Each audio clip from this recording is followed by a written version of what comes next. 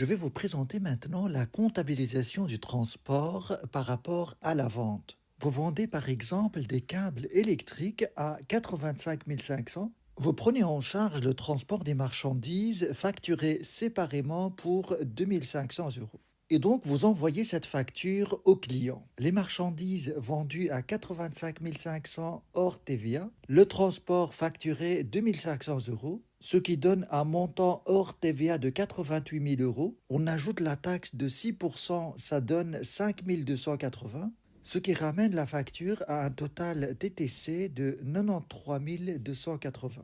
C'est la somme de 88 000 et la TVA de 5 280. Maintenant, on va voir comment ça va se passer en comptabilité à la vente. Pour la comptabilisation, vous avez une méthode simple. C'est simplement d'intégrer la comptabilisation du transport dans la vente des marchandises. Et au livre journal, vous allez avoir la comptabilisation suivante.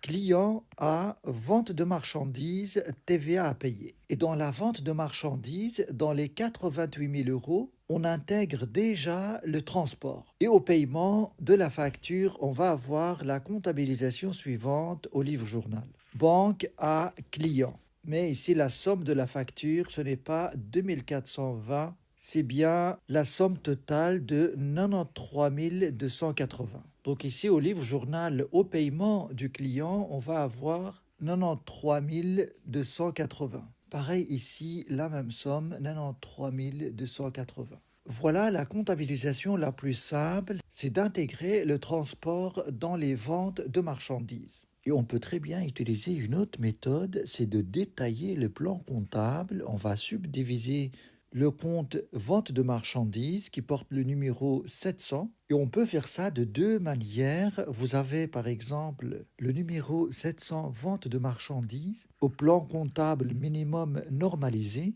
mais on a le droit d'ajouter des comptes pour détailler ce qu'on enregistre dans ce compte vente de marchandises. On va par exemple séparer vente de marchandises proprement parlée qui portera le numéro 7000 et ajouter d'autres comptes comme le transport, l'assurance, etc. qui sont liés à cette vente de marchandises. On peut faire ça de cette manière ou d'une autre manière, comme par exemple dans le cas où l'entreprise a plusieurs articles en vente, on peut très bien dans le plan comptable ajouter ces différents articles séparément et détailler ensuite dans chaque article en ajoutant les différents produits accessoires liés à l'article en question.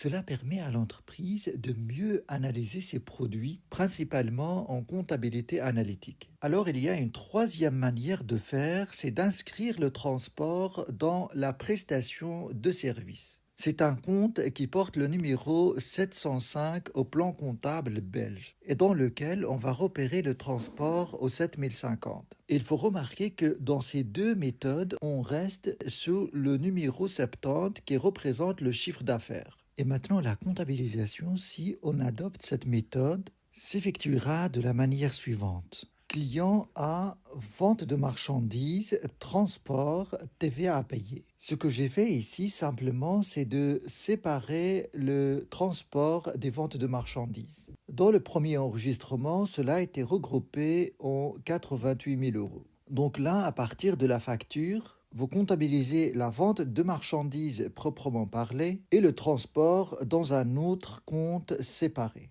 Et les deux méthodes sont valables, on peut choisir la meilleure à utiliser. Maintenant, si l'entreprise ne se charge pas elle-même de transporter les marchandises, mais qu'elle fait appel à une autre société pour se charger de ce transport. Dans ce cas, la comptabilisation, par exemple, vous recevez cette facture de la société de transport et l'entreprise va comptabiliser cette facture comme charge de la façon suivante. Le compte C1133, transport et déplacement, 200, TVA déductible 12, à fournisseur 212. Bien sûr, une fois la facture est payée, on va comptabiliser la diminution de la dette fournisseur au débit et la diminution de la banque au crédit. Voilà comment ça se passe la comptabilisation du transport dans le cadre d'une vente.